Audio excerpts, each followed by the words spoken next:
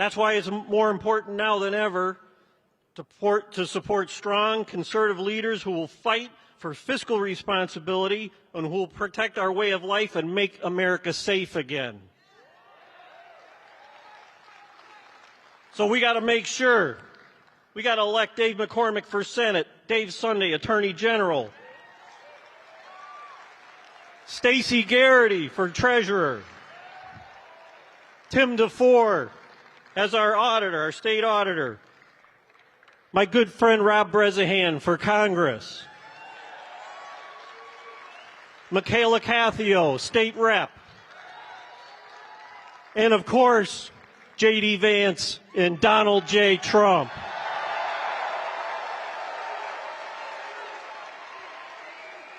Now, I want to talk about something that's crucial. It's voting.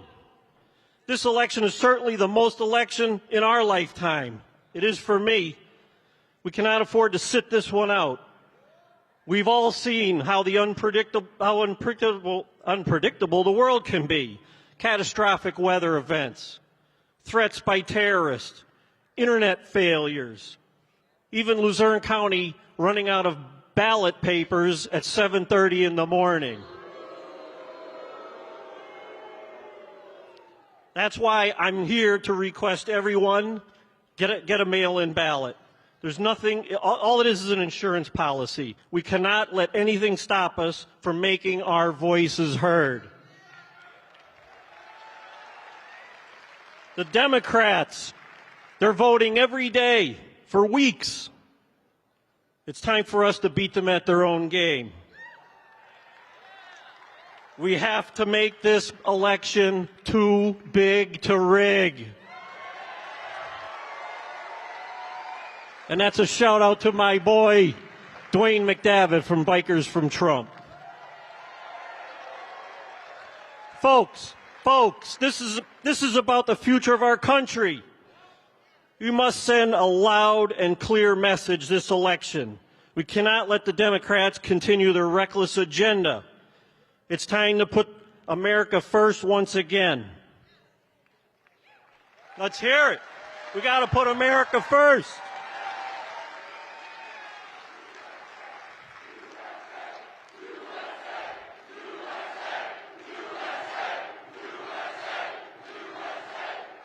Yes.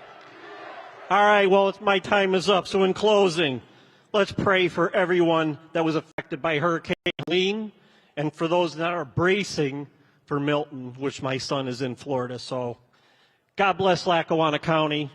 God bless President Trump. God bless the United States of America. Let's make America great again. Thank you.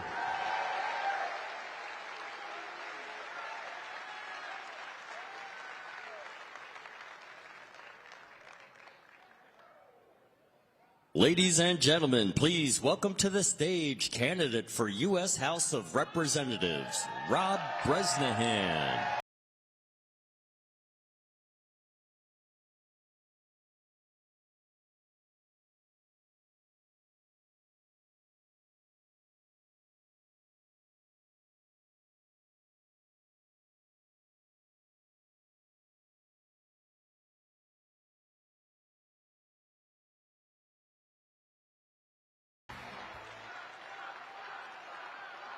I never thought a little kid from Butler Street in Wyoming would be opening for the president now a second time. So this is a surreal moment for me.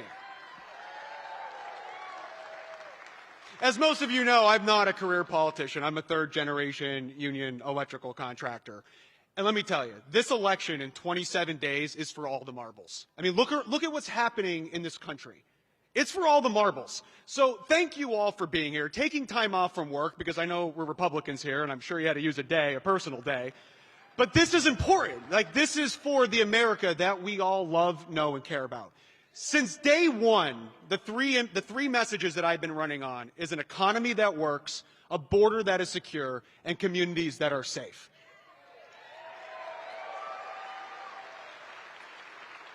I don't think any of those things are the reality right now. We have credit card debt for the second consecutive year over $1 trillion. That means Americans, us, Our people are financing grocery bills. They're financing prescription medication. They're financing their existence. You have a national debt, $35.5 trillion. You're spending $860 billion a year on interest. We are throwing good money at a bad problem, and we have to stop it. That's more than our United States defense budget. And you have interest rates. You're talking about first-time homeowners.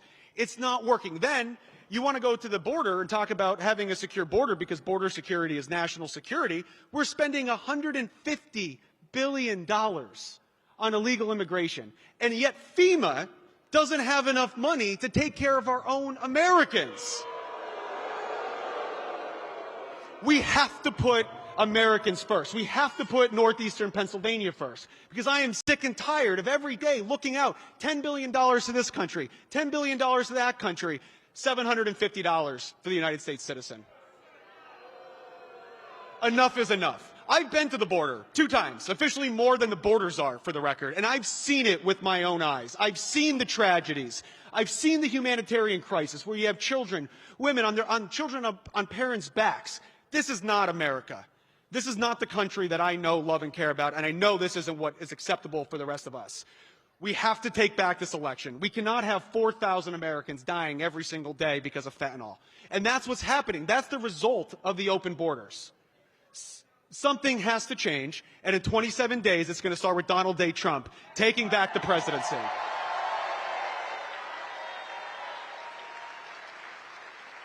You have to send out prayers to what's happening in the southeastern part of the United States. We have 43 guys, and maybe some of you remember me from my corny bucket truck ad. We were going to film another one, but we don't have any bucket trucks because we have 43 guys sleeping in those trucks in Asheville, North Carolina. So my prayers go out to them. And it proves that we have to reinvest into northeastern Pennsylvania. We have to reinvest into our infrastructure, and we have to reinvest in America. I'm going to promise one thing. That the way I pull that lever when I go to Washington, D.C., it will be for what's best for northeastern Pennsylvania. And I don't care if it's a Democrat idea, a Republican idea, or an independent idea. I'm going down to represent northeastern Pennsylvania. God bless the United States. God bless you for being here. God bless our troops. And let's go win in November. Thanks.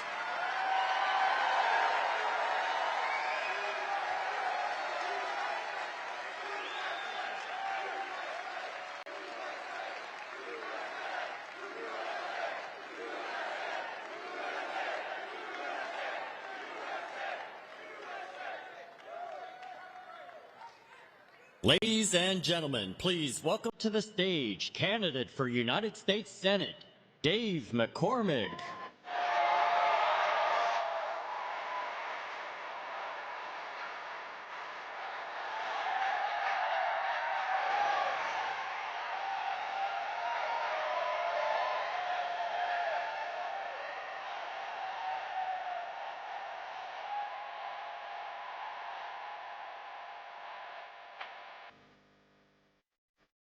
All right.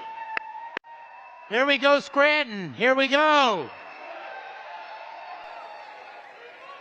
Hey, how many of y'all here today, are ready to retire Joe Biden and Kamala Harris and put Donald Trump in the White House?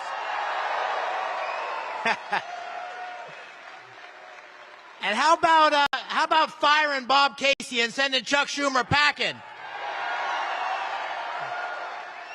I'm ready, man. We got to get things back on track. We got to get things back on track in our country. And this election, I know everybody says it, but I want you to think, you people that have been around for a while in this audience, think of another election in your lifetime where the stakes were so high. What we're going to do here is we're going to change the course of our country, and we're going to get America back on track in this election. And it depends on you. It depends on everybody in this room today. So thank you for being here. We got to win on November 5th.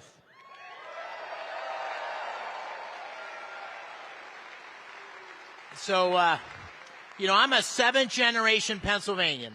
My dad was born in Indiana County. My mom was born in Punxsutawney, which reminds me of my opponent, Punxsutawney Bob. Do you notice? He only sticks his head up every 6 years during an election time. I'm not kidding you. You all in Scranton, you know it. You never see him except in an election year. I grew up in Bloomsburg. I played football and wrestled in places like Shamokin and Selinsgrove and North Schuylkill and Shikellamy. And I went to West Point. I wrestled on the wrestling team at West Point with a co-captain. Ranger School, 82nd Airborne Division.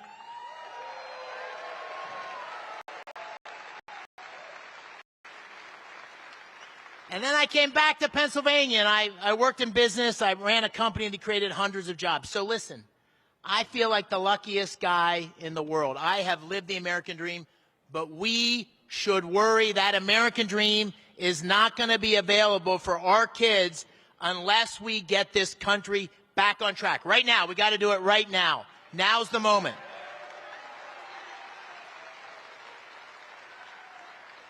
And we got a choice. We got a choice in this election. It could not be more stark. It's a choice between strength, the strength of Donald Trump that we saw on that stage in Butler, right? Put his fist up in the air, fight, fight, fight. Right? Against the weakness that we've seen in Biden, Harris, and I'm going to say Bob Casey because he votes with them 99% of the time. He's a rubber stamp. It's a choice. It's a choice between common sense policies. It's common sense that you can't spend $5 trillion of new money and not have prices go up with inflation. It's common sense that you can't leave our border wide open and have 4,000 fentanyl deaths last year, right here in Pennsylvania. That's right, that you know about. We had 116,000 fentanyl deaths nationally last year. So for all of you who remember the Vietnam War, in 8 years of fighting, we had 58,000 deaths. We had 2 Vietnams last year because of those cartels and that fentanyl coming across our border, coming into our communities, killing our kids. And it's the direct responsibility of Joe Biden, Kamala Harris, and Bob Casey for not securing our border.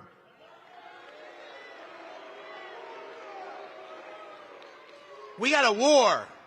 We got a war on fossil fuels, right? You don't have to actually say you're going to ban fracking to ban fracking, right? You just put regulations and red tape and lawsuits and environmental mandates that mandate that by 2032, 70% of all new vehicles are going to be electric vehicles. So those of you who want pickup trucks, combustion engines, good luck. It's common sense. We got to open up our energy sector. It's the driver of economic prosperity in Pennsylvania. And we got crime, violent crime in our cities, in our suburbs, coming out into the rural areas. It's driven by illegal immigration. It's driven by fentanyl. It's driven by it's driven by defunding the police. So we're in trouble. And we've got to have leadership in the White House. We've got to have leadership in the Senate to get our country back on track. My opponent is a career politician. He's been in elected office for 30 years. 30 years. When he first ran for office, the number one song was the Macarena. Who remembers the Macarena? That was a long time ago, right? That was a long time ago. He has been weak when we need strength, and he has voted time and again on the most liberal policies. So Bob Casey, he went to the Senate to change Washington. Washington changed Bob Casey. He's not the guy you elected 30 years ago, 18 years ago. And he is running against someone who's a 7th-generation Pennsylvanian, someone who's an outsider, someone who's a businessman, someone who's a West Point graduate, someone who's a combat veteran, and somebody's going to go to Washington and shake things up.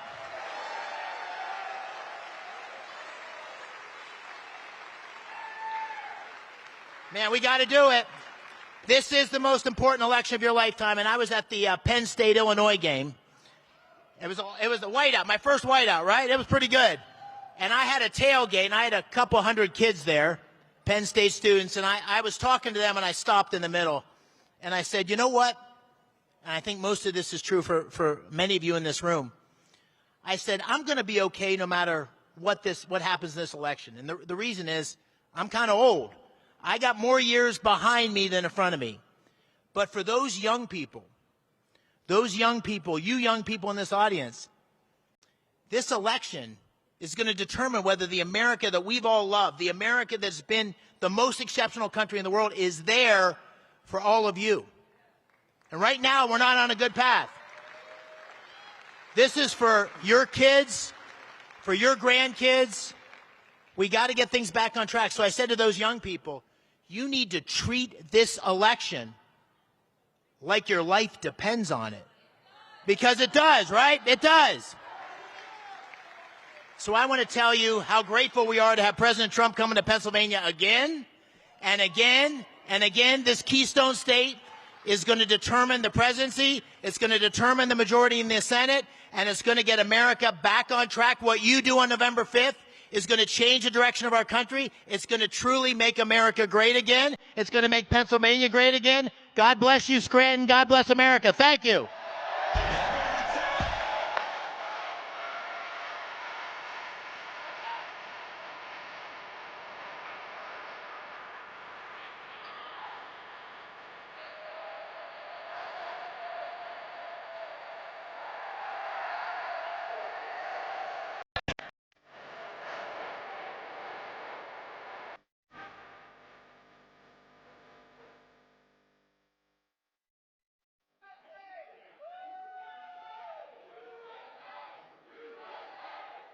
Ladies and gentlemen, please welcome to the stage Vivek Ramaswamy.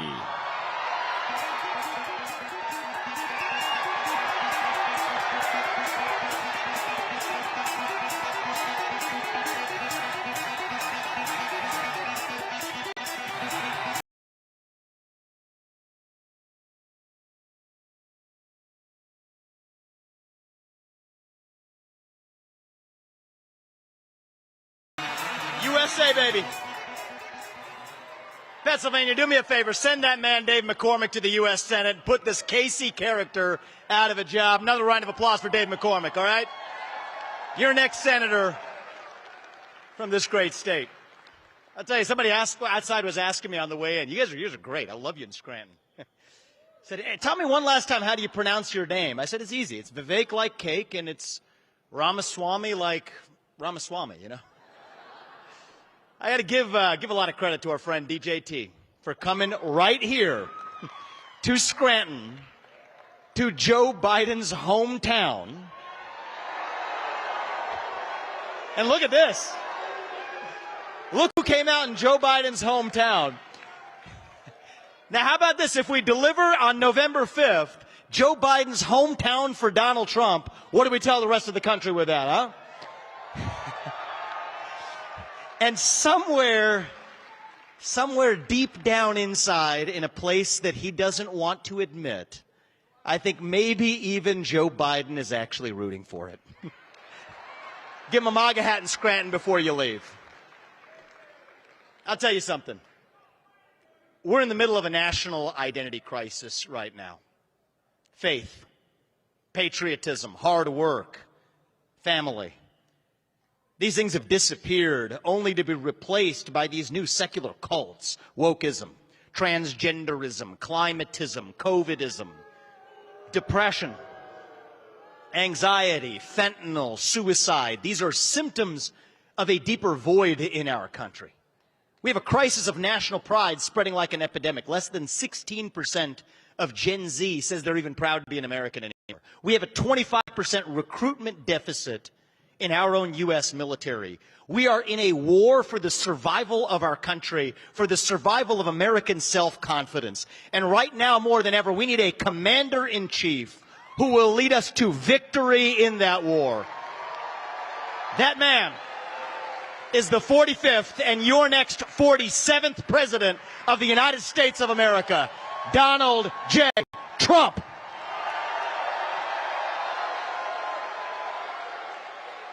USA.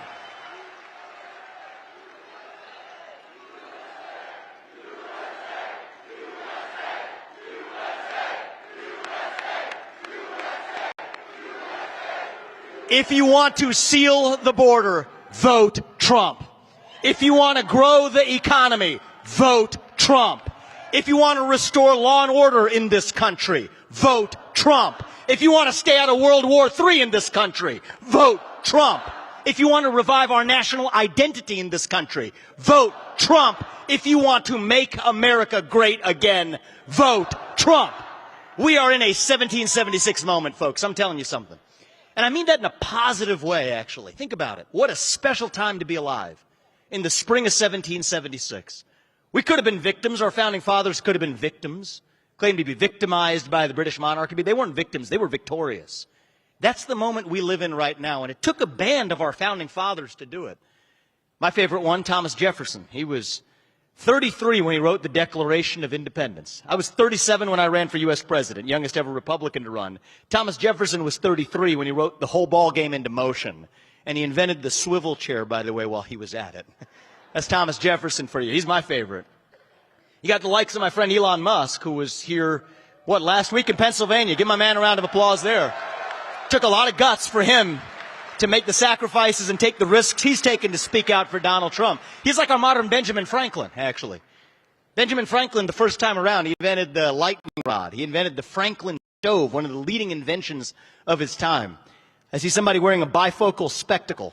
That was actually invented by Benjamin Franklin as well. Elon Musk sending ships to outer space, inventing the next generation of vehicles. He's the Benjamin Franklin of our time. Coming together with my friend J.D. Vance, like John Adams, the first vice president. Cerebral, an abolitionist, a good man.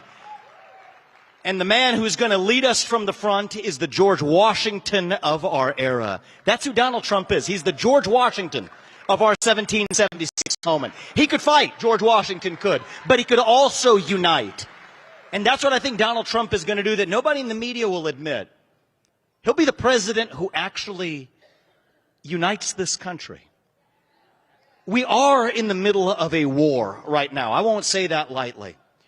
But our war is not against our fellow citizen or our neighbor. They're not our enemy. Our enemy is an ideology. Donald Trump understands that. And the way we're going to unite this country, the way we're going to win this election, including in Pennsylvania, look, is everything going to go exactly as we want it to? Probably not. But a landslide minus some shenanigans is still a decisive victory. That's how we're going to unite this country. That's how we're going to save America this time around. We don't have to be this nation in decline that we've become. We don't have to be ancient Rome. Decline is a choice. I truly believe that if we get it right this November, this is less than 30 days from now, guys. We do not want to wake up on November 6th and ask ourselves, what more could we have done to get this right for our country in our hour of need? Our founding fathers made a sacrifice. 56 men signed the Declaration of Independence. 12 of them had their homes ransacked and burned to the British all the way until their death. 5 of them were tortured by the British until their death. 9 died in the American Revolution. 3 more of them had their own kids die in the American Revolution. They didn't do it for them. They did it for us so we could be here 250 years later enjoying the blessings of liberty in the greatest nation known to the history of mankind. So we will not be the generation that screws it up. We're going to fix it in our 1776 moment. That's less than 30 days from right now. You send Donald Trump, J.D. Vance, Dave McCormick, and the rest of our Republican crew back to the White House and to Washington, D.C., then no, we don't have to be this nation in decline. We still can be a nation in our ascent. Maybe even the early stages of our ascent. Still on our way to that shining city on a hill. That country where we will look our kids in the eye and mean it when we tell them, you get ahead in the United States with your own hard work, your own commitment, your own dedication, and that you know what? You are free to speak your mind at every step of the way. That is the American dream. That is what we are running to. That is what won us the American Revolution. That is what united us after the war. That is what won us 2 world wars and the Cold War. That is what still gives hope to the free world. And if we can revive that dream over group identity and victimhood and grievance, then nobody in the world, not a nation, not a corporation, not a virus, not China, and certainly not Kamala Harris is going to defeat us. That is what American exceptionalism is all about, and that is what we will get when we send your next president, Donald J. Trump, back to the White House. Thank you all. God bless you and your families. God bless the state of Pennsylvania, and may God bless our United States of America, USA.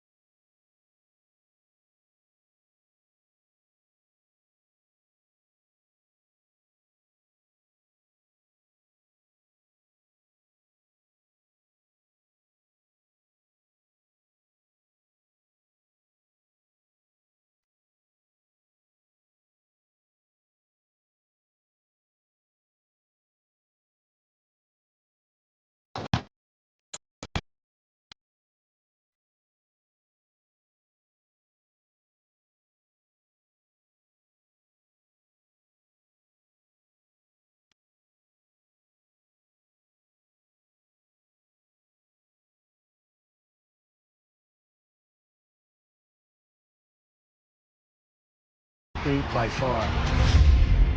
When I left office, it changed. Inflation destroyed the lives of so many people. Interest rates went from 2% to 10%. Millions of illegal immigrants, traffickers, and drugs coming into our country. Our country has gone to hell. So I made a decision to run. We're going to make America great again, greater than ever before. I will fight for you with every breath, and I will never let you down. I'm gonna fight like a G, they all don't see, and if I die, I'm gonna die free. President Trump is literally putting his life on the line, and he's willing to risk it all because he loves this country. He is strong, he is fearless, and he is what this country needs right now. Our cities will be safe, our streets will be clean, and our border will be secure. We can't allow our country to be destroyed by politicians who will put their own power ahead of the interests of the American people, our freedom, and our future. The left told me to hate Trump. When you cut through the lies, you realize the truth. American families were better when Donald Trump was president. We were safer, wealthier, and stronger. So if you love this country, if you want to stand up and fight for the future of our nation, you must re-elect Donald J. Trump.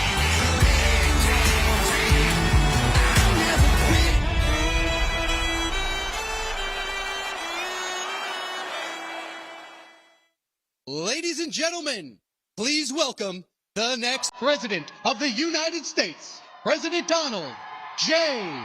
Trump.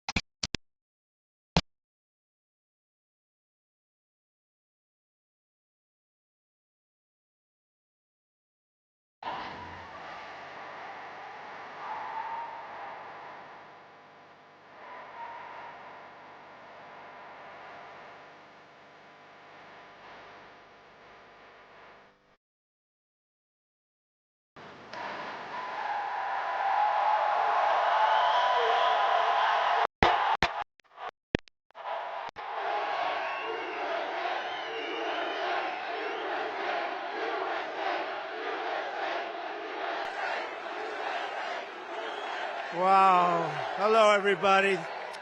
You know, this was supposed to be a little gathering in like a plant. This was supposed to be just a little gathering. There's a lot of people outside trying to get in. Well, I want to thank everybody, and I want to say a very, very special hello to Scranton and also to Pennsylvania. Can you all hear me? Yeah. Turn this sucker up, please. Turn it up. Get this mic turned up, because I heard somebody say louder. I've never had that. I've never heard that before. Turn it up. It's great to be back in the beautiful Commonwealth with thousands of proud, hardworking American patriots. Just 27 days from now, we are going to win Pennsylvania. We are going to defeat Lion Kamala Harris. Lion Kamala, she's a liar. We're going to make America great again, right? And as you know, early voting is underway, so when the polls open tomorrow, we're here. We're finally here. And you know, we're way up in your... I want to say, look, let's do it this way. The main thing is to win. Let's say we're 1 point down. I don't want to tell you. We're actually up. But I want to say we're 1 point down. Everybody get to the polls so we get these horrible politicians out of there. We want to get rid of them. No, we're actually up in the polls in Pennsylvania, in Michigan, in Arizona just came out. We're up in Arizona very substantially. We're way up in the polls, and the only place we're down, New York Times has a headline that we're down a little bit. But they're the only poll. Every poll, you got to see these polls. They're the best polls. New York Times is, we call it the failing New York Times. It's fake news. These people are sick. You remember in 2016, they had to do an editorial apologizing to their readers because they said, he's going to lose. He's going to lose. I swear he's going to lose. And then I won, and they lost thousands and thousands of... I love that. Going to happen again. No, I came on today to the plane, and Susie and everybody says, sir, you're up in this poll, you're up in this poll, you're up in this poll, you're up in every poll. And then I picked up the New York Times. It said, I'm losing by a whisker. They hope. They hope. No, they're fake news. You know, they're all fake news, these people. They're totally crooked. They're so crooked. They're the enemy of the people. They are. They are the enemy of the people. So get everyone you know and vote immediately, because that's the only one that counts, you know. November 5th, that's called our big poll. That's the real poll, right? And they're going to cheat like hell and everything else. You know, if they only cheat a lot, we're in great shape. But if they cheat in record-setting numbers, which they're capable of doing, I can't promise, but they are cheaters. That's the way they do. When they have their first meetings, our first meeting is, where would be a good place to go? How about Scranton? You know what their first meeting is? Their first meeting is, how do we cheat? How do we cheat? That's all that, because, you know, when you think about it, who can win with high taxes, open borders, allowing murderers to come in? You saw that last week. 13,099 murderers allowed to come in through them. Over 13, many of them have murdered more than one person. Is there anybody in the audience that's in that group, please? Because if they are, we want to get the hell out of here, or get him out of here. If we win Pennsylvania, we win the whole thing. It's very simple. And your taxes will come down, and your safety will go up. But we had an incredible evening here on Saturday. You probably heard about it. Maybe some did. Maybe some didn't. I don't know. It was in a beautiful place called Butler, Pennsylvania. And we were celebrating the brave firefighter, Corey, who sacrificed his life in the attack 12 weeks ago now already. And he really was. He jumped on top of his wife and daughters. He got hit, right? He got hit. Two other gentlemen, all Trumpers, I mean, to the nth degree, all Trumpers, but two others got hit too. They said they were dead. They weren't going to make it. And the doctors, you have very good doctors in Pennsylvania. I tell you, they're doing well. They're doing well. How many? I said, as I was getting up, before I even got up, I said, how many people were killed? Because, you know, it was wall-to-wall people. And I said, how many people were killed? They said, we think 3, sir. And I said, that's not good. And yet, I must tell you, it was like this, and this maniac was firing bullets all over the place. I heard him go right over my head, too, but it was just terrible. But they said, how many? They said 3, and then the 2 went, and they had unbelievable talent in the form of doctors two separate doctors, and they saved their lives. But Corey was hit bad. He was hit hard. He was hit hard. But I thought what I'd do.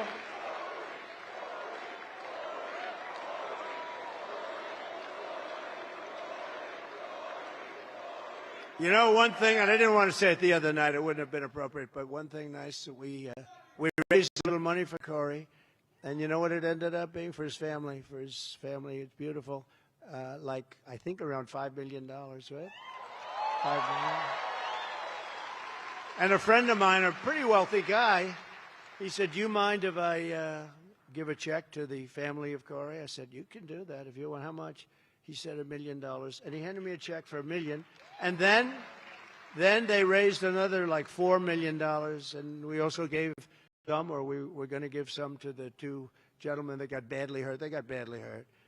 But we raised $4.5–5 million for the family. So I think it's good, and that's out of love for what they do. I mean, you know, this is the greatest movement in the history of our country, and we have to take care of our people, right? We have to take care of our people. You know, it is true. And, you know, look at all that fake news back there. You know, I say that all the time. And, you know, if I'm a little bit off with the statement, they say, Donald Trump, you know, he lied, it was terrible. Now, you have lying Kamala. She lies about everything, including where she worked. Remember? I worked so hard at McDonald's, it was unbelievable. I stood over the French fries all summer, winter, fall, spring. She never worked there. She lied. You know the beauty of that? They'll say, oh, it's so terrible to bring that up. It's so simple. No, David, the beauty of that, it's so simple. It's so easy to understand. She said she worked like a dog in McDonald's, and it never happened. She didn't work there. That's better than some complex, long story that I have to, before we get to the fact that she's a no-good liar. But you know what's more important about her? I don't like her.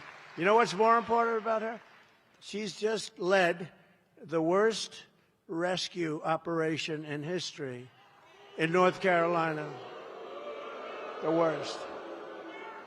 And we have another big one coming in, but the worst, the one in North Carolina, Georgia, Alabama, Virginia, was pieces of Florida got hit. I mean, it's incredible. The worst ever, they say.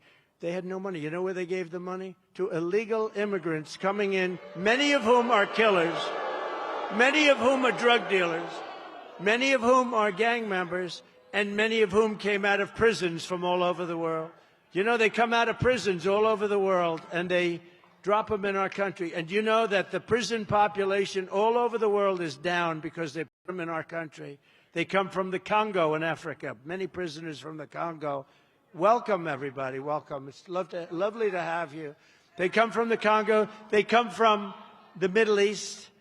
They come from Asia. They come from all over the world. They also come from South America, but not as many as you think, a lot. But, you know, everyone thinks they come from a few countries in South. No, they're coming from all over the world. They're dumping them in our country because they think we have stupid people leading our country. And on that, I agree with them. Sleepy Joe. Although Joe's looking pretty good, I tell you, he's looking pretty good compared to Kamala, I say, right? First time, I said, you know, this guy's starting to look sharper. He's starting to look sharper because we're comparing it, and he's angry at her, and he hates her. The only question is, I think he hates her almost as much as he hates me. No. And I think he might be willing to. He can't take much more. It was an overthrow, okay? It was an overthrow. And he's having a hard time saying, you know, he did it voluntarily. He didn't. They pulled out, you know what they did, right? Article what? 25.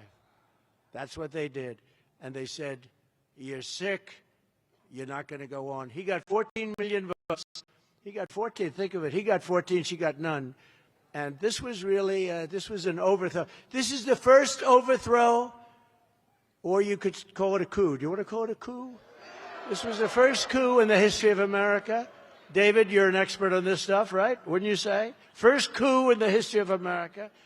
But look, I say to all Pennsylvania patriots, we have to, I just said, do me a favor, you got to see this, because we had over 100,000 people in a beautiful area, but not exactly highly populated. They came from all over, 100,000 people on Saturday night. Take a look.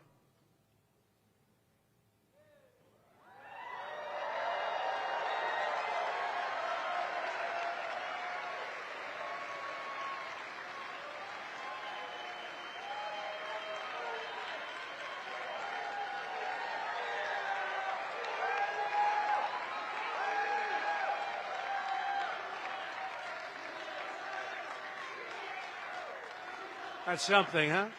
Isn't that something? We have some very big ones coming. We have some very big ones coming. We just rented Madison Square Garden. We're going to make a play.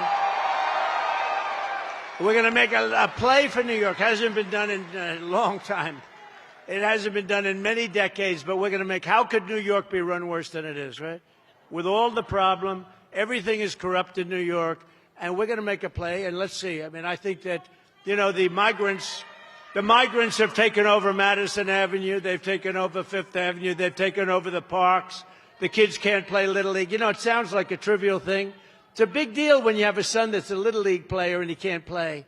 So we're going to go Madison Square Garden. We went to the Coliseum, Nassau Coliseum. We could have filled up the Nassau Coliseum 3 times. It was incredible. We left there a few weeks ago. It was incredible. So we're doing Madison Square. We're going to go the arena in Atlanta, if we can get it. We're going to go the arena in New Jersey, if we can get it. You have to get it. But we're doing arenas because the crowds are so big. And we're making a play for New Jersey. We're making a play for Virginia. We're making a play for New York. New Mexico. Minnesota, where this lunatic comes from. I'm doing well, and you know why I'm doing well in Minnesota? Because he's running. It's supposed to be the opposite way, right? If Kamala Harris gets 4 more years, she will annihilate the Pennsylvania energy industry, plunging communities across the Commonwealth into darkness and despair. That's what's going to happen. Your jobs will be down, and your salaries will follow. Congratulations, everybody. It's not going to let it happen. We're not going to let her destroy. You know, she destroyed San Francisco. We're not going to let her destroy this country. She shouldn't be here. We shouldn't be. You know, how would you like to be me? We spent $150 million destroying Biden, which wasn't that hard, actually. All you had to do is hold up his record. But we had the debate, and then after the debate, he was down so much, and they went to him, and that's when they went to him. So we get rid of him. This is like a fighter. A fighter's doing badly. He's losing badly. And Dana White says, well, you know what I'll do? I'll put in another fighter to fight. You got to take 2 people. And so now they put this total Marxist, communist person in there. But people have figured it out. She had a very bad day yesterday, and we're going to talk about that. She had a bad day. She had a bad day. Kamala Harris was one of the original sponsors of the socialist Green New scam. You know that. Where they want to spend $93 billion. 93. No, they want to spend, actually, she's spending $93 billion in a short, but their ultimate plan is for $94 trillion to be spent. 94, listen to this. That's more than China and the rest of the world could spend if they really wanted to in 25 years. 94 trillion. We're going to clean the air so that when China comes here and takes us over, they'll have a nice, clear atmosphere, because that's what they're doing. They're sacrificing our military and everything else. These people are crazy. She said repeatedly that she wants to ban fracking. Her whole life, we will ban fracking. We will stop. You know, I flew over some of those beautiful windmills. They're falling down, by the way. They're all over the place. They're all over the place. That gorgeous, beautiful Pennsylvania countryside. They got these big, ugly suckers hanging down. They're rusting and rotting. Half of them weren't spinning, and the ones that were going so slow. They were going, it's not too windy, but, you know, they're going like slow. The other ones were just dead. But they're all rusting and disgusting looking. And then, you know, the environmentalists say that it's also, very importantly, the most expensive form of energy there is. You cannot get more expensive. The wind, it sounds so wonderful. The wind is Wind is bullshit. I'll tell you, it's horrible. So expensive. It's just too expensive. It doesn't work. All of that to do, 1/10 of 1%. I mean, the whole thing is crazy. You remember when I used to say, darling, I want to watch our president tonight on television. And the husband looks, I'm sorry, dear. The windmills aren't wind. There's no wind tonight. You can't watch, darling. We're not going to be watching tonight. Maybe we'll catch him another time. No, we have to be careful. We have to be smart. We're going to lose our country. These people are crazy. They're crazy. They're damn crazy. We're going to get out. We're going to vote. We'll get it cleaned up. But if we don't clean it up now, it's going to be too late. I really believe it. We don't clean it up now, it's going to be too late. She sponsored a bill to impose a 100% ban on gasoline-powered cars and trucks. You know that, right? 100%, there's none. Even though we have more liquid gold under our feet than any other nation. By far. More than Saudi Arabia, more than Russia. Let's go electric. Let's do this. They want to go now hydrogen. They want a hydrogen car. You know what the problem is? When they blow up, you are unrecognizable. If this beautiful young woman is in the car, drive it, and the hydrogen car, if it blows up, you are unrecognizable. You with a nice Trump sign. Is that Trump? Stand up, let me say. Oh, I like her. I like her.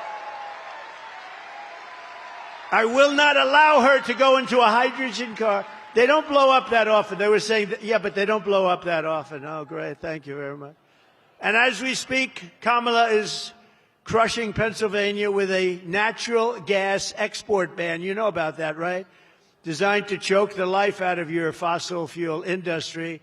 Listen to Kamala in her own words very recently. There's no question I'm in favor of banning fracking. I am committed to passing a Green New Deal and finally putting an end to fracking once and for all. If they fail to act as President of the United States, I am prepared to get rid of the filibuster to pass a Green New Deal. I am offering a Green New Deal that has been described as one of the most aggressive and progressive. Well, he's going to bring the Green New Deal up for a vote. Yeah, I will vote for it. It is a resolution. I believe that the underlying principles behind it are sound and important. What is the solution for voters who have jobs and interests in the fossil fuel industry? Giving the workers an ability to transition into the jobs of the future. Can we afford it? Of course we can afford it. It's not about a cost. Kamala Harris pushed the far-left Green New Deal. That means huge new taxes, increased utility bills, and banning gas cars. That's why I am committed to passing a Green New Deal and finally putting an end to fracking once and for all.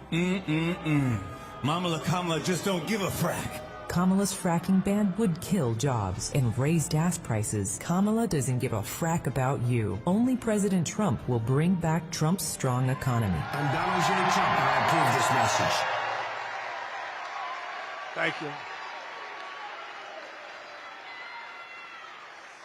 So when I'm president of the United States, and we did one great job, we did great in 2016. We actually did much better in 2020, but we're going to be very careful. We're not going to let that happen again. On day one, I will tell Pennsylvania energy workers to frack, frack, frack, and drill, drill, drill, drill, baby, drill. We're going to frack, frack, frack. We will have energy independence and energy dominance as we did just 4 short years ago. We were energy independent 4 years ago. Can you believe? Now we get our energy from Venezuela. What's that all about? From Venezuela. Isn't that wonderful? But if Kamala is reelected, your costs will go up and your lights will go out. That's what's going to happen. These stupid people. It's hard to believe. You get angry because they just, sometimes you get, and you want to be lighthearted, right? And we have a great audience of people that love the country, people that built the country. You built the country. And then you see these people, they want to destroy it. And by the end of your speech, you're furious. You're furious because all the stuff that we're saying, it's true. They want to destroy the country. Remember, she will never, ever let you frack. You're not going to frack. If she won, you're not going to frack. She's been against it her whole life. She just did this for an election.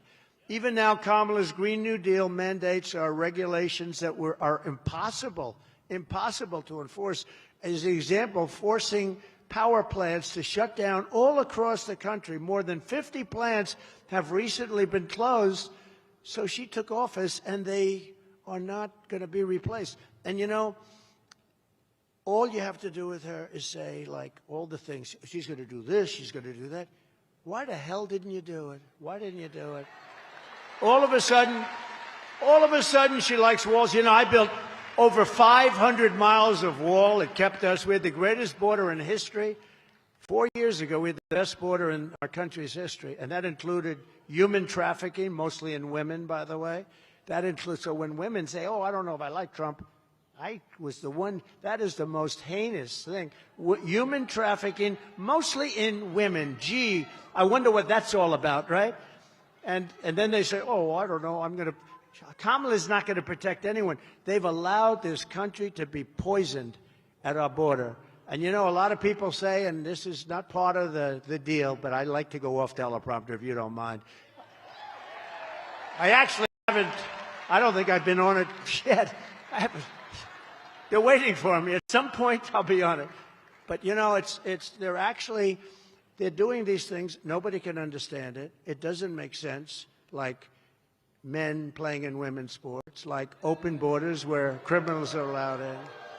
And literally, by the time, I must be very good as a motivator, because by the time I finish my speeches, every time I'm angry as hell, because I can't believe what's happening to our country, what they're doing to our country. Last year, Pennsylvania's largest coal-fired power plant shut down in Homer City, throwing hundreds and hundreds of workers out, just devastating. They got nothing. A small little community of 1,800 people. Does anyone know where Homer is? Homer? Huh? Right? Stand up. Let me see you. Look at that. Are you are you the man? I remember. You know, that guy's become famous. Wow. Are you the guy, right? Behind me? Right behind me? You're the guy that was looking, you're looking. You know the guy? Oh, I love this guy. What's your first name? What's your name? This guy, he became like more famous than me because, you know, okay. Do we have time? Yes. The hell with these things. They're boring. Very boring. No, this guy, he was the guy. No, I'm looking at him in the audience. I see him. But when the shots were fired, typically crowd control people, everyone flees. Now, in all fairness to the people sitting here, we had a tremendous, tremendous crowd that horrible day, actually, horrible day. But we had a tremendous crowd. He was behind me with a group of people like, you know, 2-3 times the size of this. It was bleachers. But 99% of the audience was out there. But this guy was standing up. So they say that when a shot is fired in a stadium like a soccer game, everyone, they call them stampede. They stampede, they get out, and a lot of people get killed. They get crushed, they get stepped on. Nobody left there with the big crowd or there, but him. I mean, I don't want to say in particular because nobody left. Nobody left those stands. Normally, and there were a lot of shots being fired. There were 8 shots being fired right over me. But what happened is we look back, and it's such a famous thing now, and there's one guy that's standing. I didn't know you were going to be here, and I didn't know he was going to be here. They gave you a good seat. They should give you a good seat. So listen to this.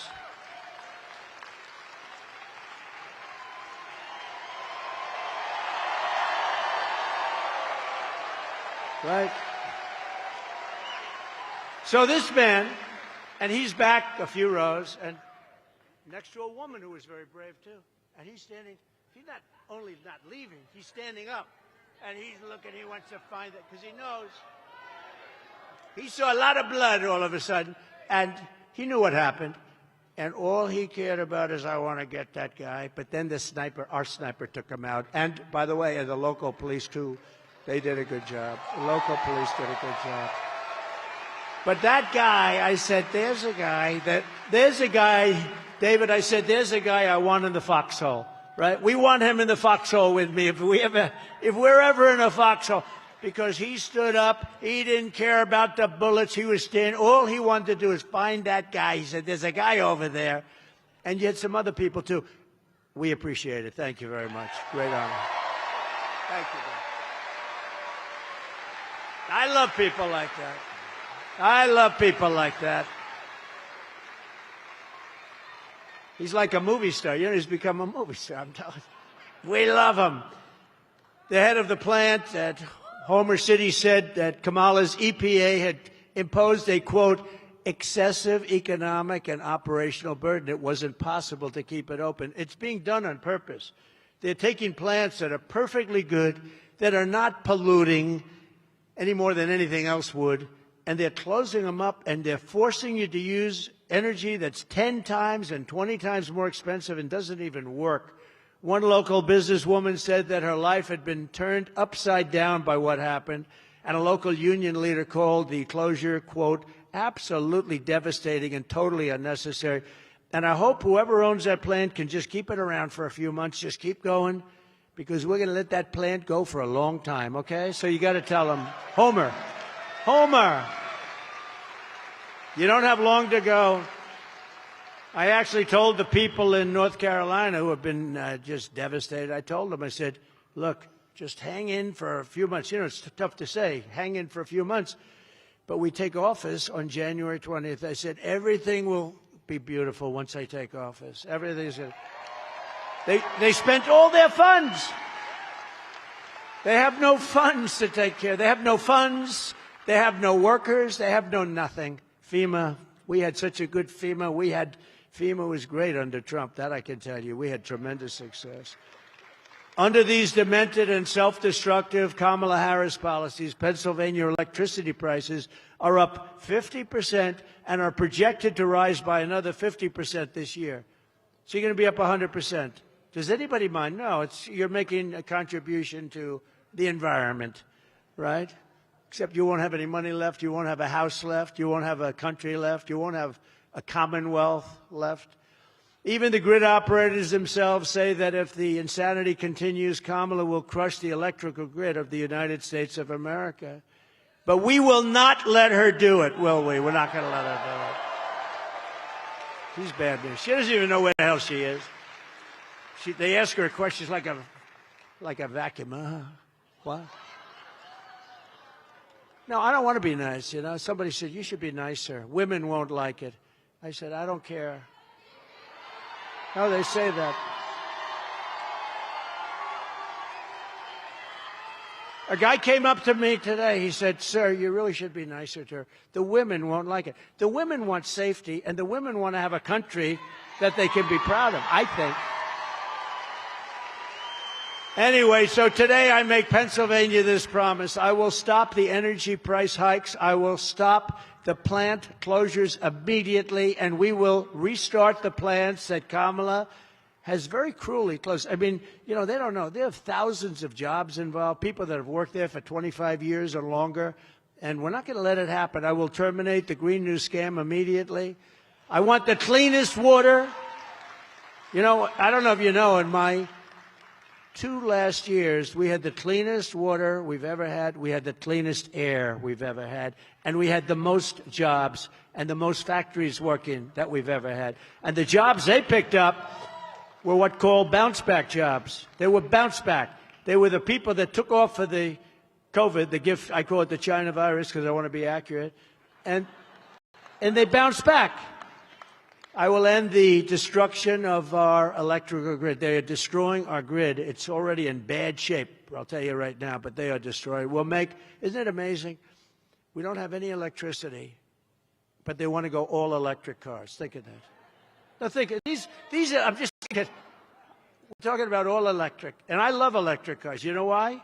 Because I think Elon is great.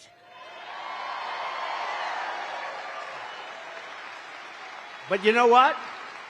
I like them for what the market is. There's a market. I think they're great. I think it's incredible. But the long distances and they are more expensive to make, and a lot of them are going to be made in China. But you know the amazing thing about Elon Musk? He went to that rally. I think he had the greatest time he's ever had. Did you see it?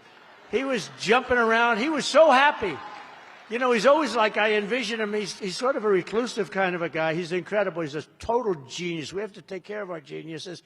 But he comes up, and he's looking at this crowd. He's never seen anything like it. He said, And he started doing like jumping jacks and stuff. No, he was just happy.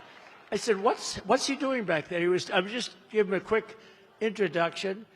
He had a great time. And you know, he got a black hat. I didn't even know we made black hats. And it said,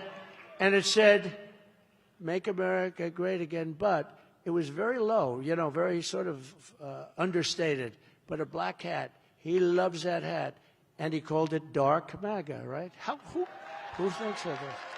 Dark MAGA. And I called him, I told him, thank you very much. We sold like 10,000 hats in the last 2 days. I didn't even know we made that hat. Now I find out it's like the hottest thing going, Dark MAGA. No, he's fantastic. And he's gonna do a lot. He's gonna be involved. He's great. And he's gonna be involved because we have so much fat in this country. We have so much waste and fat and fraud. But he's also, I will tell you, you know, there is, the funny thing with Elon, he never, with all I talk about electric cars, and I'm totally for electric cars for the, you know, whatever the buyer wants to buy, that's good. But if you can't force them down people's throats, you can't do that. Like the mandate, we're not doing mandates. So you can't do that. So just so you understand, so he never wants, and he's a friend of mine. He's great. He endorsed me. He endorses me so much. We have to get him. Trump. We're gonna lose our country if Trump. You know, he's in Pennsylvania now campaigning. Elon Musk, because so strongly. But you know the amazing thing, a big company is Tesla. It makes great cars. Great. I mean, it made really amazing cars. He never once said, could you ease up on the electric thing? You would think he would have said, hey, listen, do me a favor. I could take it out pretty easily, right? It's a sentence. It's a sentence in a speech. But he never asked me to because I think he knows I'm right. He's going to do great. And there's people that like him. I like him, too, for certain applications.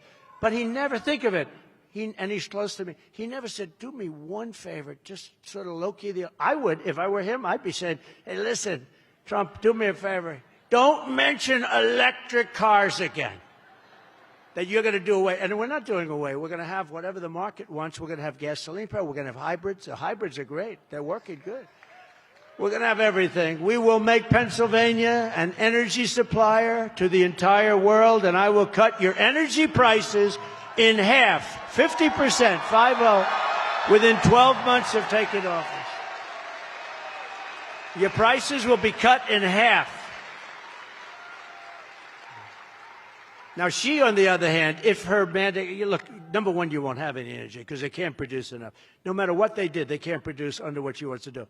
But even if they did, your prices are going to be double, triple, quadruple. You're not going to be able to afford them. We have more, we have more liquid gold than any country in the world. It's going to be so quick and so easy to do. We have more than Saudi Arabia. We have more than any country in the world. And we're going to take advantage of it if that's okay. And it's pure, sweet, beautiful stuff. But for that to happen, the people of Pennsylvania have to tell Kamala Harris that we've had enough.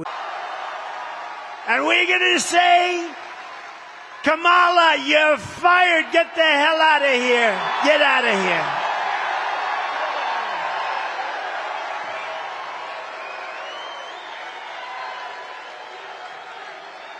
Get the hell out.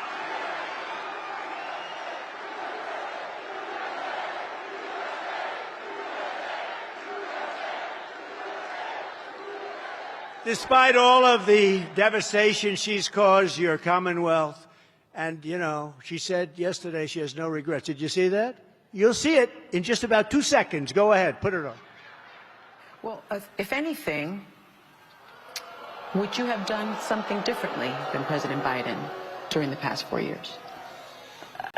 There is not a thing that comes to mind in terms of, and I've been a part of most of the decisions that have had impact.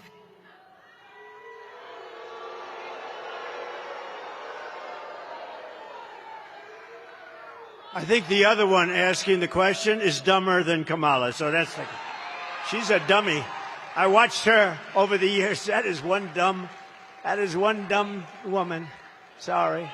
I'm sorry, women. She's a dummy. The only one that agrees with that more than me are the women in the audience. So think of this, what she said. No, I can't think of anything. Did you see she froze? Did you see where her teleprompter went out? Her teleprompter went out, and she said it was 32 days or something before the election. So she said, 32, 32, 32, 32, 32. She was freaked out. Thank God that sucker went back on. That would have been, I don't know what she would have jumped off the stage. Now, when you do this stuff, you know, I would say probably about 15% of the time, the teleprompters, they go out. And either you, like, can you imagine it goes out for Joe Biden? He's no good with the teleprompter blazing, right? No, it's gone out with him a couple of, you know what he does? He stops, looks around, and he walks off, but he can never find the stair, so it's a problem. He's looking around for stairs. Has anyone seen a stairway? We have more stairs than these platforms. I don't know what the hell it is. It must be a fire problem. There's like 6 stairs. And do you ever notice he can never find his way off the platform? Secret Service does a great job in that respect. They come up, they get him, they walk him off. But he looks better. I'm telling you. As I said, he looks better now than I've ever seen him looking. He's angry. He's angry at her. There's going to be an explosion before the election with them. Those two are going to be, there's going to be an explosion. Did you see he held a news conference right in the middle of one big event that she's had in about 2 weeks? He got up and held a news conference. He walked into the room. Nobody ever does that. He walked into the room and, this is a news conference. Oh. And then he just died after, but it didn't matter. Can you believe that our country is being run by these people? Can you believe it? So she said she had no regrets, everything great. She'd do the same thing as this guy, right? This really sad, pathetic guy. So after the surrender of our energy independence, the Afghanistan, horrible, most embarrassing moment in history, lost 13 soldiers, great soldiers. We left billions and billions of dollars behind. We left Americans behind. You have Americans right now in Afghanistan, and they cannot be happy, right? They're probably, many are probably dead. The border invasion, right? The border invasion. How about the 13,099 illegal aliens convicted of murder? They're roaming free. That's okay. In other words, these are all things that are okay. These are all things that are okay. How about, to me, the worst of all, because it's not even imaginable, she's lost, during her 3.5 years, 325,000 migrant children. They're gone. Nobody knows where they are. Many are dead. I would say most are dead. We don't know. We probably won't find out. But many are dead. Most are dead. Many are in sex slavery. Many are in slavery. But there are many dead. 325,000 young kids. Think of it. You could fill up Yankee Stadium many, many times. Think of that. Many, many times. 325,000. They're gone. Nobody, the parents want them back. Nobody even talks about it. The fake news doesn't talk about it. It's this, in terms of humanity, this is bigger than anything you can even imagine, right? This is the biggest thing. And she thinks it's okay because she said, no, I don't think I changed anything. All of this stuff would have stopped. The worst inflation in the history of our country, costing everybody a minimum of $29,000 per family, price hikes that cost a typical family. Think of that. No, she wouldn't change. $29,000. People don't have that money. The inflation has really destroyed the middle class. The elderly and people on fixed incomes are decimated.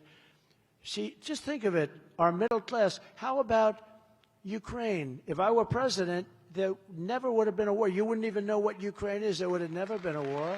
Putin wouldn't have done it. Putin wouldn't have done it.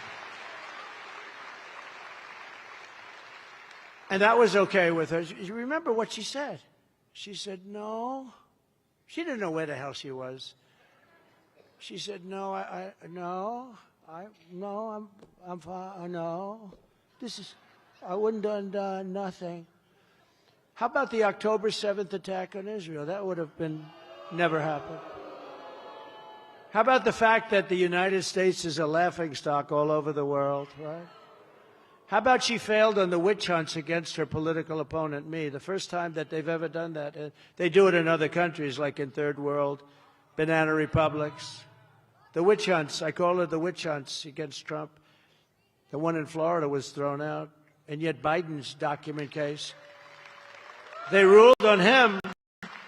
They said he's guilty, right? Oh, he had documents for 50 years. He should, and I had the Presidential Records Act. I was totally allowed to do it. Anyway, my case was won. He lost his case. What they said is that he's incompetent, essentially. They said he's got no memory and all sorts of other things, and therefore we shouldn't send him to court. They said he wasn't fit to stand trial, but he's allowed to be the President of the United States. Okay? No, think of that. Here's the ruling. He's not fit. He's got no memory, and he's in trouble. But he can run the presidency, but he cannot stand trial. They released him on the basis of that. The trillions of wasted dollars on the Green New scam, all that money is not only wasted, it set us way back, way back. And the worst hurricane response since Katrina. She doesn't want to have a do-over with what's happened to North Carolina, Georgia, Alabama, all the states that we just mentioned. Kamala Harris could not think of one thing that she would do differently. And you know, it's strange, because when I saw that question, I said, oh, this is going to be a long answer, because she could have done it in a nice way. I wish I would have done this on the border.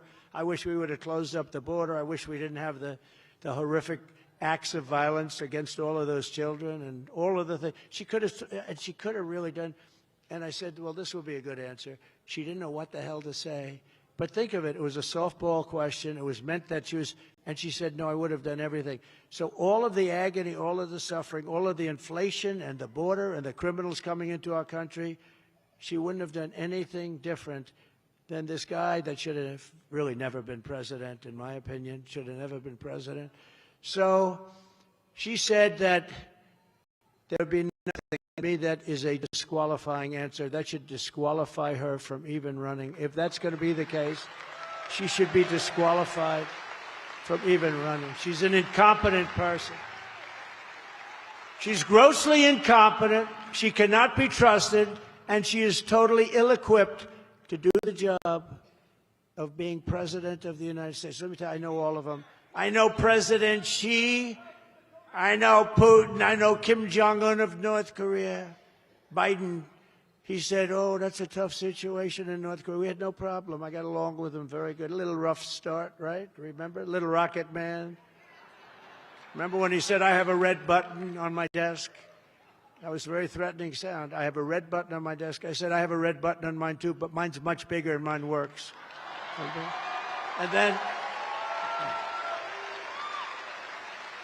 And then he called me and he asked for a meeting, and we had a meeting. First time anyone's ever met. I said to Barack Hussein Obama, has anyone ever heard of Barack Obama?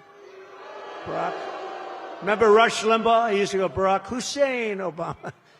Barack Hussein Obama. No. But he told me that the toughest thing when we sit before it's a beautiful thing, actually. You know, the president sits with a new president coming in. He said the biggest problem we have by far is North Korea. We didn't have a problem with North Korea, believe me. You may have in the future if you have stupid people running our country, but we had no problem. I met with him. It was a big deal that I met with him a second time. We were on our way to doing something fine.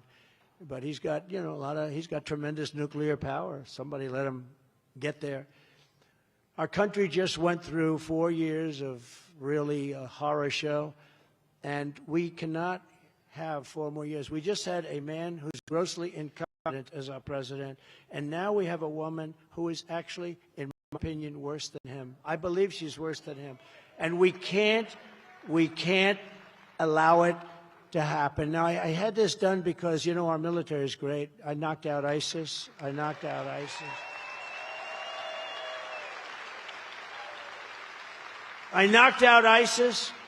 They said it would take 4 to 5 years. I did it in about a month, right? And we knocked them out. General Raisin Cane, this is a tough guy. Our military is great. and they're not going woke. You could put them in a woke room and scream at them for 2.5 years. They'd walk out and they'd say, let me at them. And these are not woke people. But I had this little clip, and I thought you'd find it very interesting. It's the military of the past, let's call it the Trump military, compared to the very woke military that we have now. I think you'll get a kick out of it.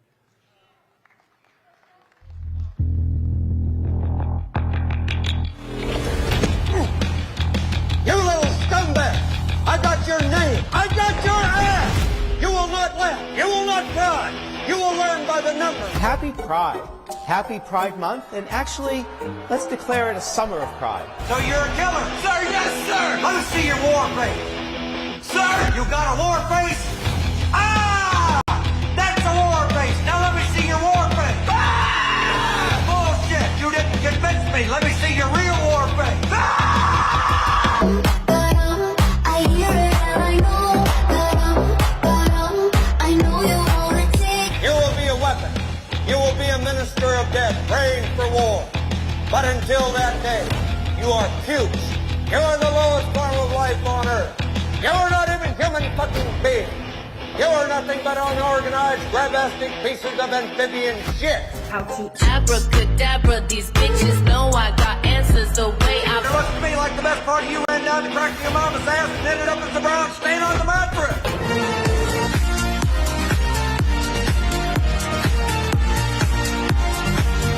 I love working for Uncle Sam. I love working for Uncle Sam. Lets me know just who I am. Lets me know just who I am. 1, 2, 3, 4, United States Marine Corps. 1, 2, 3, 4, United States Marine Corps.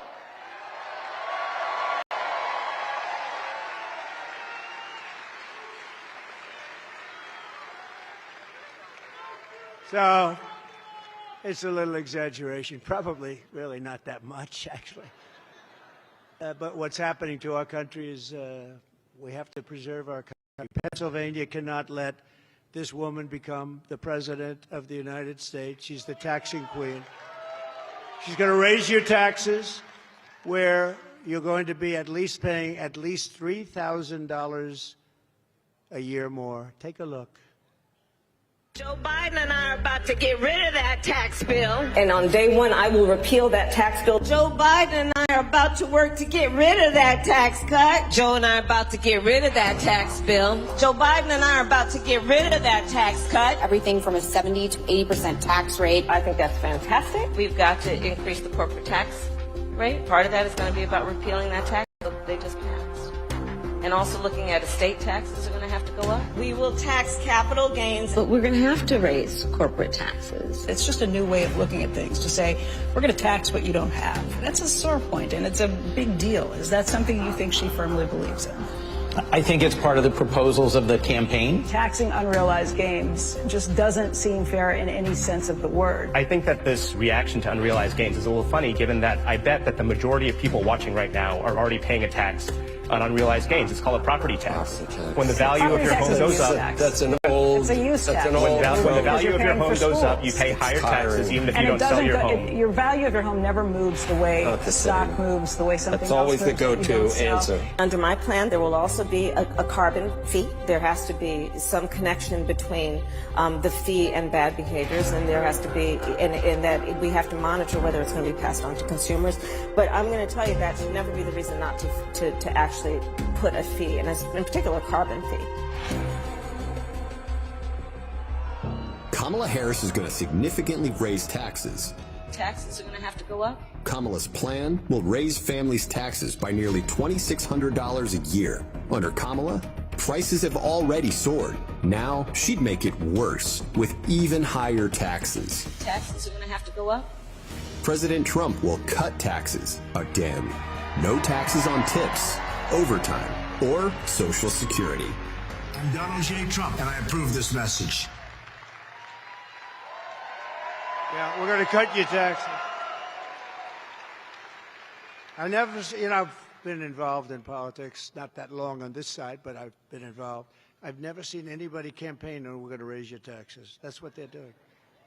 The world is going crazy. It's just going. But David, we're going to cut taxes. Do you agree? David is going to win. You got to get him. You got to get him. I want him to come with me, please. He's great. He'll be one of the best. A real hero. Kamala will deliver a 1929-style depression, not recession. I will deliver lower taxes, lower regulations, low energy costs, low interest rates, low inflation, and the greatest economy in the history of the world, which we had 4 years ago. We had that. We were going up. Nobody's ever seen anything like what we had. I was shaking hands with people. I said, how you doing? We did great 4 years ago, 5 years ago, my company. I made all my money, and now we're not doing good. Everybody said we're not doing well. The taxes are too high. The interest rates, we can't borrow money at 10%. They were at 2% with me. Now they're at 10%, but they're not really, because you can't get money at 10%. So that means they're higher. 12. How about 13? How about 15? So it means it's much higher. It's not 10%. You can't get the money. Nobody can get the money at 10%. We will pass tax cuts for workers like you haven't seen before. And we will have no tax on tips, no tax on overtime, and no tax on Social Security benefits for our great, great, great, great seniors.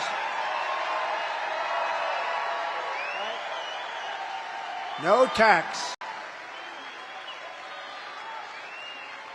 Take a look at this comparison chart. There's nothing like a chart. It's actually not my favorite chart. I have another one that's much more of a favorite, but that's okay. You see that? We win on every... Look, it's ridiculous. The whole thing is... We shouldn't even have to campaign. This should be an automatic. To bring jobs back and factories back and wealth, all we want to do, we want to bring wealth back to Pennsylvania. We want to bring wealth back to our country. We will have a 15% made in America corporate tax rate. You know, I took it from 39% to 21%. Everyone said it couldn't be done. By the way, Steve Moore was a great guy. Do you know who Steve Moore is? Great economist. He wrote a book, The Trump Miracle, and the book is #1 book, just went out. You know whose book is also like #1? Melania! Melania. Her book is #1. Her book is #1. I got a call today. You know who called me? Bill O'Reilly, he called me. Bill O'Reilly. Do you know Bill O'Reilly? I like Bill O'Reilly. He's a good man. He's a good man. He went through it. But he's very good, and he's very good with books. He said, yeah, Melania replaced me as #1 on the list. I said, that's the way to go. But, no, she did a great book. Yeah, go out and get that book. That's a good one. That's a good one. I think she treated me well. Otherwise, I wouldn't be talking about it, right? I would stay so far away. I said, do me a favor. I just wouldn't mention it, but now I do. Cutting the tax from 21% to 15%. So we got it down to 21%. And then I said, you know what? If we bring it, 21 makes us pretty competitive with the world. Just so you know, our companies are all trying to be stolen. And a lot of companies are lower than 21. So I want to bring it lower, and I wanted to originally. I got it down to 21. Everyone said that was impossible. Got it approved by Congress. But now I want to get down to 15, but only for those companies that make their product in America. Isn't that a good idea? You make your product in America. In other words, you're creating jobs. Think of that. Vivek, is that good? How about that? You know, I got calls from very smart people like Vivek, and they said, where the hell did you ever come up with that idea? How simple is it? Your tax is going to go down from 21% all the way down to 15%, which makes us just about the most competitive. I think there's very few. I mean, no great nation, no big nation. We get it all the way down, but you have to make your product here. And I got a call from Wall Street geniuses. Who the hell gave you that idea? That's a great idea. These guys, that's all they do is they think. Nobody ever thought about that. We're taking it down from 21 to 15.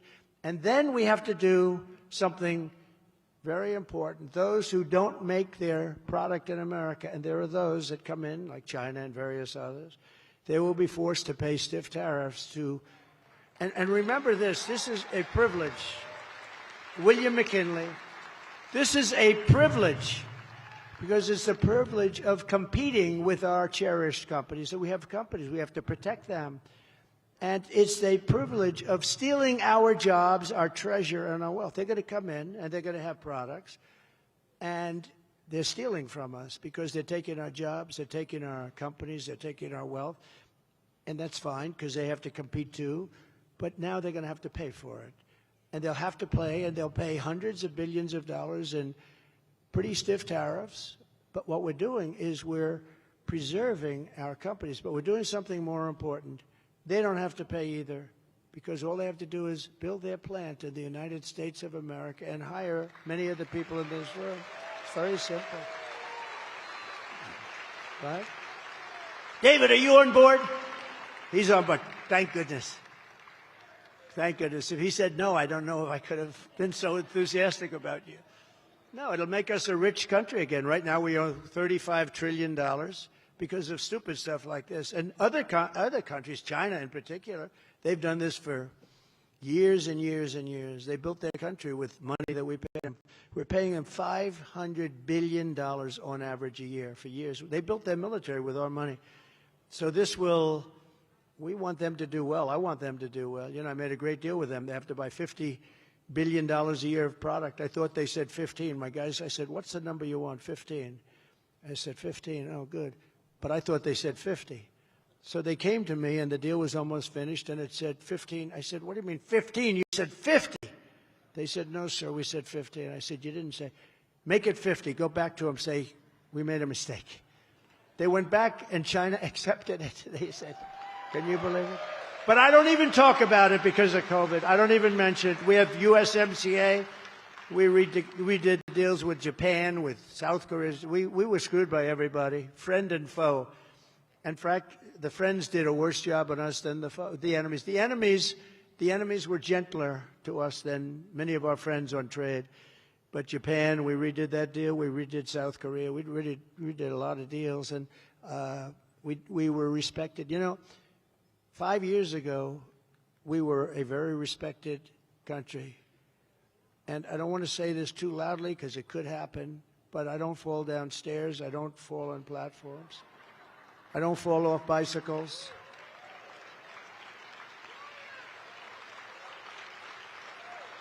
I have a great memory. I can talk about hundreds of things at one time and always get back to that point that you were trying to make. I can do things that people can't do, but you know what? We have the biggest, this is the most important period in the history of our country, because our country, this is a nation in decline. We are a nation in decline. We're a failing nation. We're a failing nation. And they have no clue what to do. She wants to raise everybody's taxes, and what they do, you know, today, they used to go to different states. If Pennsylvania was high, they go to another state. But now they go to different countries. Other countries want our business. They want our companies. And a lot of them have left. The pharmaceutical business left. A lot of industries have left. We're keeping them, and we're going to get all those people back. We're going to make it so they practically have to come back. So we'll take in hundreds of billions of dollars in tariffs, and we're going to make our country so strong and so rich, it will never be so rich.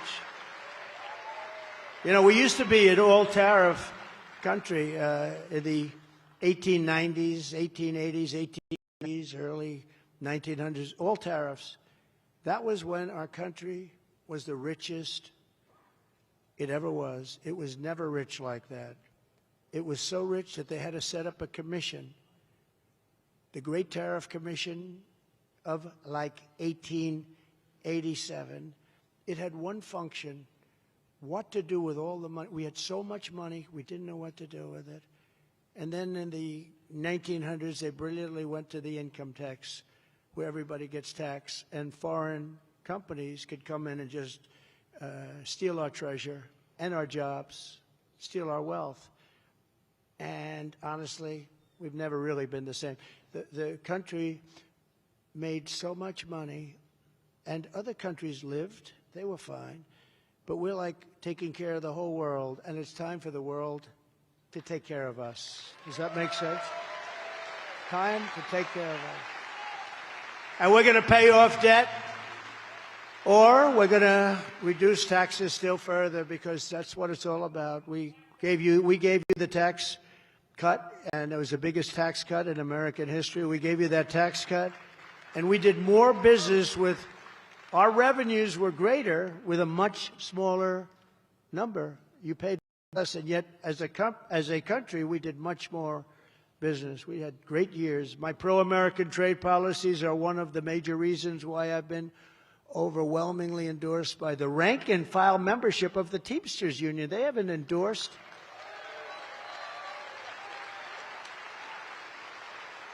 including 65%. I got a 65% number from the Teamsters of Pennsylvania. Is anybody here from the Teamsters?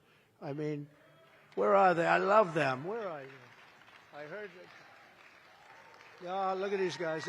That's great. Thank you very much. That's great. That's great. Thank you. No, we got the firefighters endorse this. You probably heard they haven't. Oh, wow! Look at that.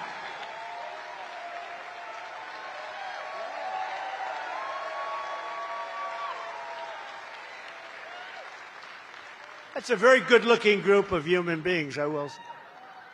That's a healthy-looking group.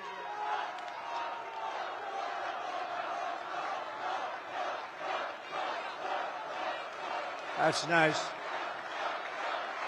That's nice. Thank you very much. Wow. I didn't know you'd be here. So the firefighters, I guess they haven't.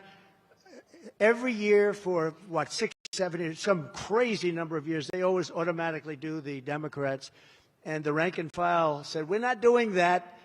And they voted overwhelmingly for me. And, you know, the union heads always have a problem with that. They always have a problem. And the same thing happened with the Teamsters.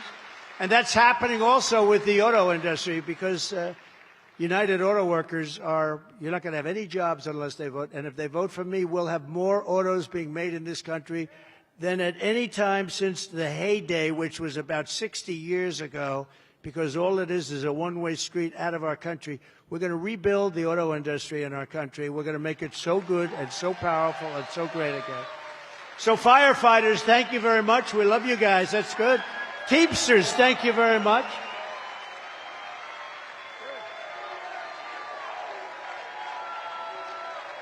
Great people. No, that's great. See, they don't go necessarily by the heads.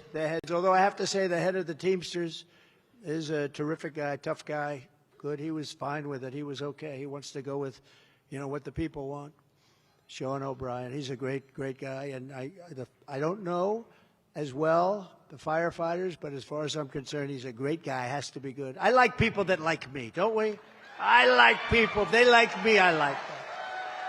So we're pleased. Thank you, fellas, very much. It's great.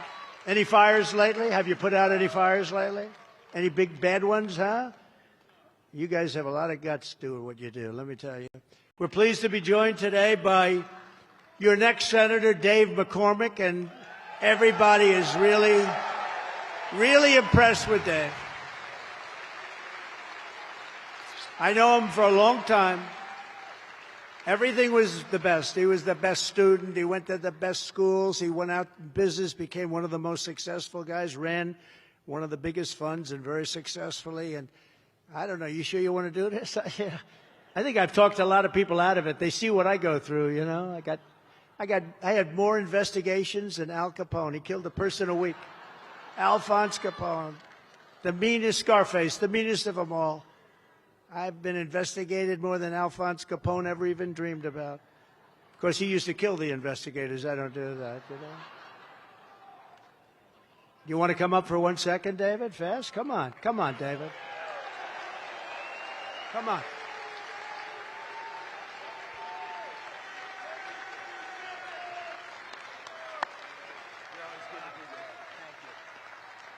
All right, well, thank you.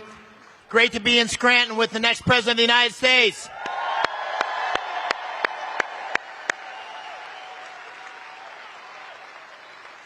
President Trump, we're so honored to have you here, and we are committed in Pennsylvania to putting you back in the White House and changing the majority of the Senate and sending Bob Casey packing. So thank you for being here.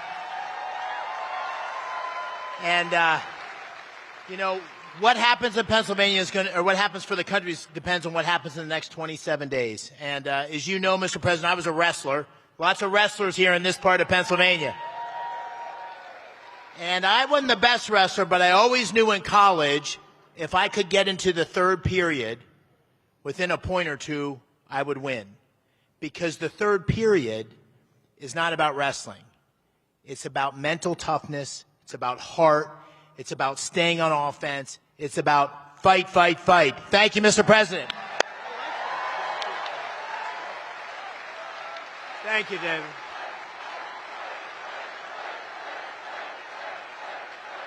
Callista? Are you Callista? We have something else that I think is amazing. I had to compete with this guy.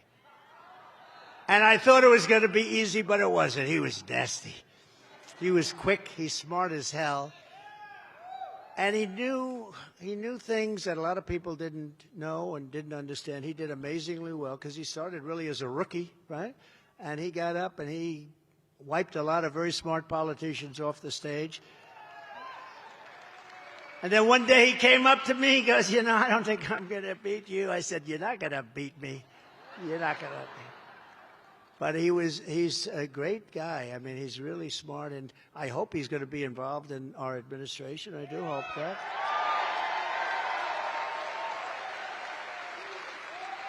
Because we can put him in charge of one of these big monsters, and he'll do a better job than anybody you can think of. So, Vivek, please, thank you very much. Vivek is a great guy. Thank you. Thank you very much. Great job. Great job. No, he's tough. Tough and he's smart. Before I go to a couple of great, really warriors, I want to introduce, in a way, another warrior, Callista. Callista, will you please stand up? Callista? Oh. You can stand up anyway. No, I know, I'm only kidding. No, I know you are, and I know. Thank you very much, Joe. I appreciate it. Thank you very much, darling. Appreciate it. You look great. Thank you. Congressional candidate Rob Bresnahan. Rob, thank you. How's that going, Rob? Good?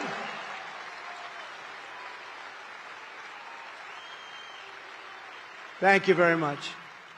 County Commissioner Chris Shermack and Mayor. Thank you very much, Chris. Good job you're doing. Mayor Carl Curran. Thank you. Where's Carl? Thank you. He's here. I shook his hand a little while ago. Oh, hello. Thank you very much. Thank you for being here. Thank you very much, Mayor. I also want to send our love to everyone in Florida. They're going through a big one tonight. It's going to arrive tonight sometime around midnight, a little before midnight, and we're praying for them and asking God to keep them all safe. All those people, I've never seen a hurricane like that. I don't know. It's so often, you know, they talk about it and they talk because they want you to watch. This is the real deal. This is a bad one. And we have some great governors, great Republican governors that are in charge, and I think they'll do a phenomenal job. I think they're going to do a phenomenal job.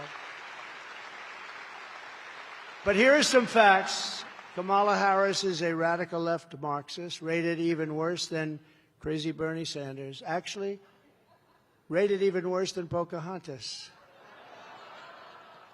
Has anyone heard of Pocahontas?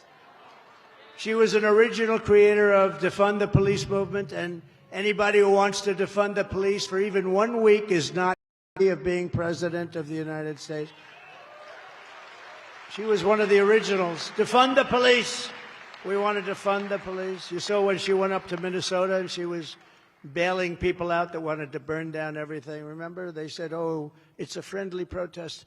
This poor idiot from CNN used to, remember? He said, this is a friendly, then he got hit in the leg with like a rock or something, a hand grenade. He went down. Remember, he went down. He went down. This is a friendly protest. Oh, this is very friendly.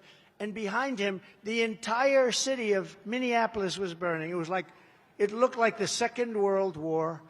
No, it was friendly. It's a terrible thing, but she wanted to bail out all those people that did that and caused death. She got a lot of them out. Kamala Harris vowed to abolish ICE. She wants mass amnesty for all illegals. She wants mass amnesty for people that have literally looked to destroy our country. It's all will go to one thing. It's going to bankrupt your Medicare, bankrupt your Social Security. And we mention again, 325,000 migrant children dead or in slavery right now and just plain missing. She was the Attorney General of the state of California. She redefined child sex trafficking. These are words or phrases: assault with a deadly weapon and rape of an unconscious person. She said, from now on, they will be called nonviolent crimes and reduced sentences accordingly. She pledged to confiscate your guns. She's going to take away your guns. I didn't let anybody touch that. Not an easy issue. I didn't let any. Does anybody in the room, please raise your hand, have a gun?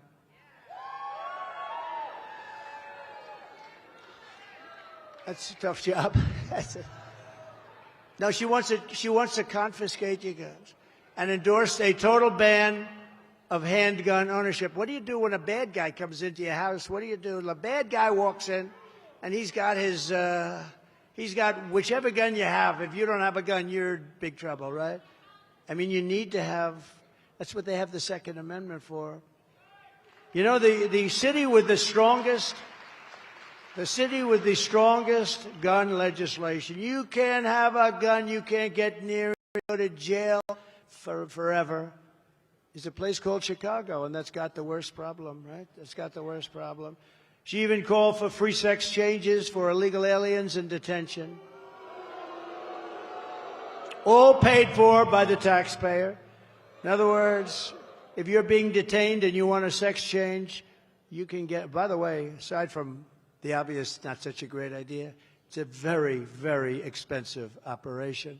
And perhaps most revealing of all, she lied all about so many different things, but she lied about that little thing called McDonald's. She never worked there. And yesterday, Tampon Tim said, you know why they call them that? Because they sell tampons with special legislation in boys' locker rooms. Can you believe it? Says he's a freak. I'm not allowed to say that. I'm not allowed to say that. By the way, can you imagine if this guy happened along, right? Can you even believe this? And yesterday, Tampon Tim said they want to abolish the Electoral College, taking away all electoral power basically from the voters of places like Pennsylvania. And Comrade Kamala are really a true threat. They are a true threat to democracy. I'm not a threat to democracy. I'm the one that's going to save democracy. I'm the one that's going to save it.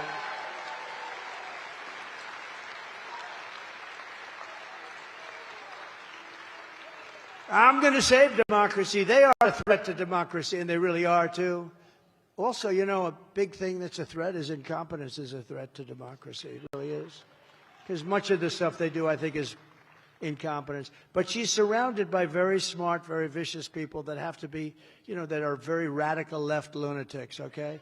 But they are smart. In some cases, genius. Look what they can do with elections. Look what they do. They're smart. And we have to be very careful. I talk about the enemy from within. They're the enemy from within. We have the enemy on the outside and the enemy from within. And the enemy, let's say you talk China, Russia, North Korea, you talk about different places. If you have a smart president, that's not going to be a problem. But the enemy from within is a very sick group of people, I can tell you, because I had to go through years of Russia, Russia, Russia, and they knew it was fake. They knew it was fake. How about this? I have a son, Don, who's a great guy. He knew less about Russia. He knew less about Russia, David, than there's nobody in this room. Is there a child in the room? A child? Is there a young child? Huh? No, he's not that young, ma'am. He's about 70 years old. She's pointing to a guy that's like in his... Where is he? Okay, so you take a child. You take a child who's 5 years old. He knows more about Russia than my son. He knew nothing. And yet Adam Shifty Schiff came out of an intelligence hearing, and he said, Donald Trump Jr. will go to jail for what he did with Russia. And just understand, the whole thing was a made-up scam by him and Crooked Hillary and all these people. It was a scam. It turned out to be, and the writers at the New York Times got Pulitzer Prizes for their excellent journalism.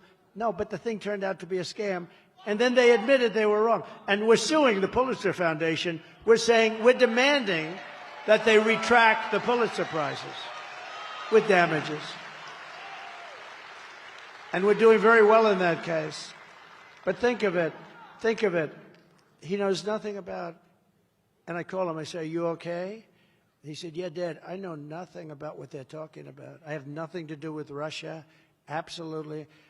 Here's a sleazebag that goes out and says, my son is going to go to jail on a con job that he made up along with Hillary and some of the others. Now think of it. How bad do you have to be to do that? He knows it's a phony story. They got caught, and now they've all admitted it was a con. It was a hoax, as we said, a scam. And they tell me my son's going to go to jail, and they all know it's a hoax. These are sick people. These are bad people. And we got to beat them, and we got to beat them badly, and we got to get them the hell out of there. We're going to get them out. But with your vote this November, we're going to defeat these radical left lunatics, and we're going to finish the job that we so brilliantly started. We had the greatest economy in the history of the world. Think of it, what we had going. On day one, I will seal the border. I will stop the migrant invasion. And we will begin the largest deportation operation in the history of our country.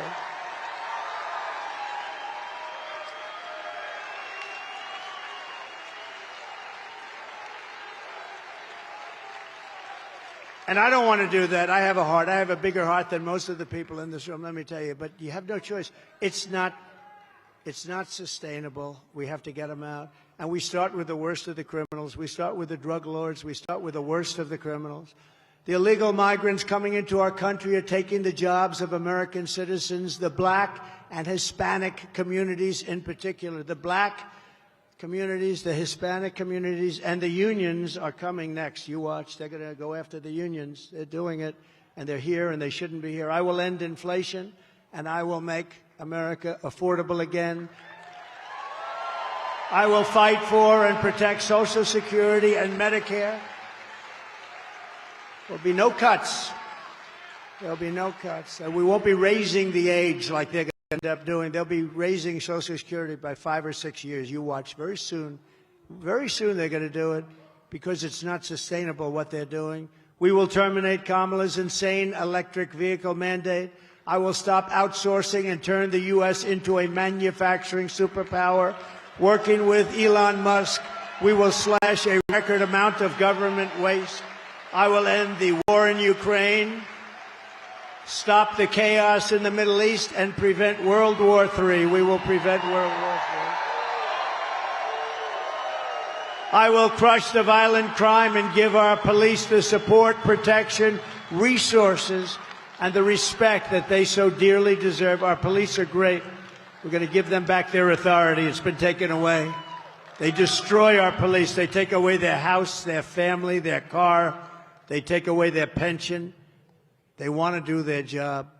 We will rebuild our cities, including our capital in Washington, D.C., making them safe, clean, and beautiful again. I will support universal school choice. We will get critical race theory and transgender insanity the hell out of our schools immediately.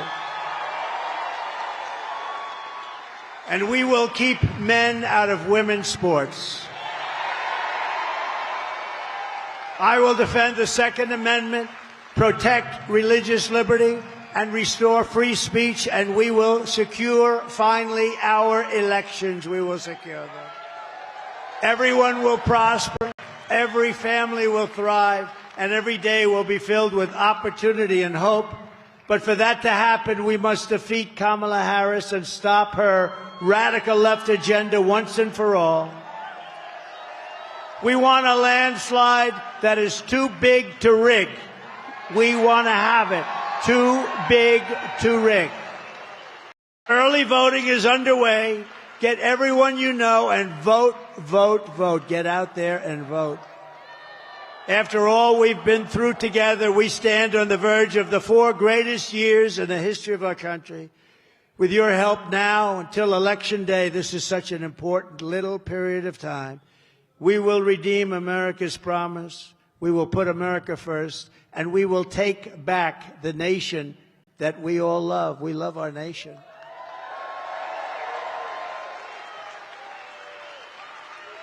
As an example, I didn't need this. I could be in the most beautiful beach in the world right now. Instead, I'm in the Commonwealth, which is okay with me. I like this better. A lot of people are in the beach. No, this is much better and much more important. It has nothing to do with like. November 5th will be the most important day in the history of our country, and together we will make America powerful again. We will make America wealthy again. We will make America healthy again. We will make America strong again. We will make America proud again. And we will make America great again. Thank you very much, everybody. God bless you. God bless you.